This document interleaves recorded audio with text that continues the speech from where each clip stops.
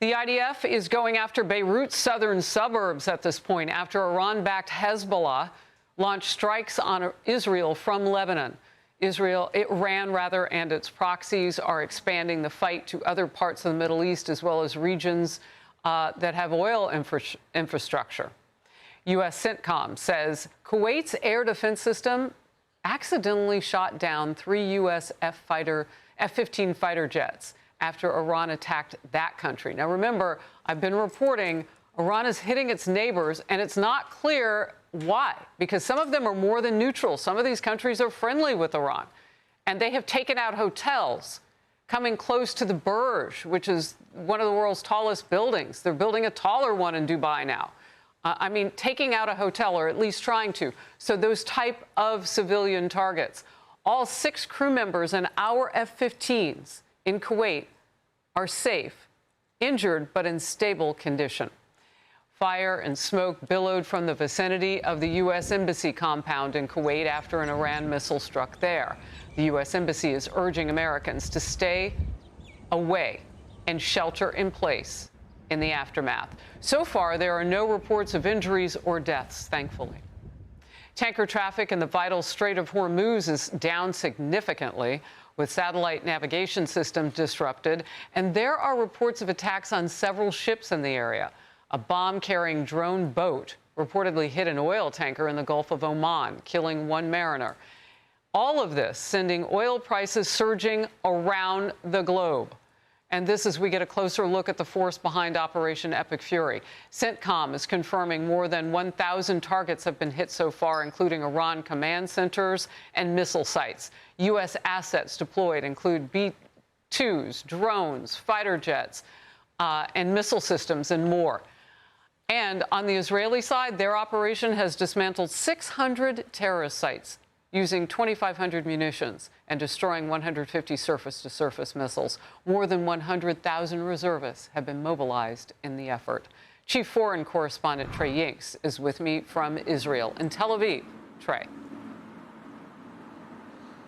Harris, I do want to start with some breaking news. We've learned from Qatar's defense ministry the country shot down 2 Iranian jets that entered their airspace. We know that they've been receiving attacks from the Iranians, and they have been taking action not only now to shoot down jets, but also incoming ballistic missiles. The Qataris have also ceased production of liquefied natural gas in their country for the first time in 30 years over these attacks. This comes as the war is expanding overnight. The Iran-backed Lebanese militant group Hezbollah launching rockets into northern Israel. The Israelis responded with airstrikes against Beirut. You can see this smoke billowing from the Dakhya neighborhood of southern Beirut.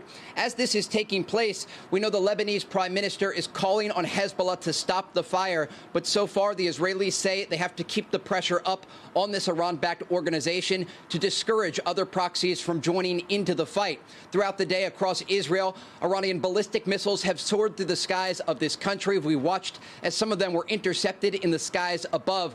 One missile, though, slamming into the southern city of Beersheba, where officials say at least 10 Israelis were wounded and taken to local hospitals. Israel's prime minister speaking today from one missile impact site, warning the Iranians if they continue this fire, they'll get hit hard in the capital of Tehran. And Harris, again, we do expect the coordination to continue at the highest level between the Israelis and the Americans. But with these Gulf countries taking direct fire from the Iranian regime, this conflict is expanding.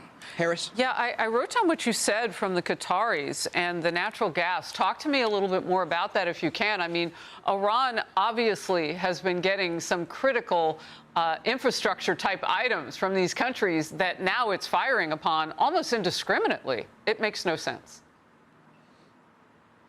Absolutely. And it is a significant threat not just to these Gulf countries, but also to U.S. investments in the Gulf.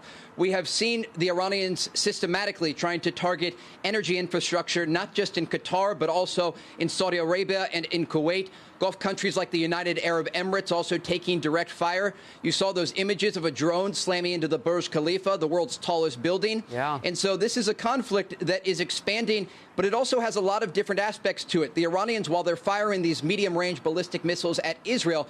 They're using some of the shorter-range missiles to target Gulf countries, along with cruise missiles and drones. But the fact that they sent these Su-24 tactical bombers to try and hit Qatar is a significant escalation. And again, we can report at this hour that according to Qatar's defense ministry, both of these jets were shot down. Wow. And when you talk about, those areas in Dubai, like the Burj, I mean, it's actually in a shopping mall. I've been there. That's an epicenter of where people go. And you do have Americans, but we've been warned not to go to those places right now. I don't know what it's like on the ground for the citizens in the UAE right now, having that come from a place that you wouldn't anticipate it would be coming from in Iran. Wonder if it's not just a desperate attempt. Talk to me about the people on the ground in Israel.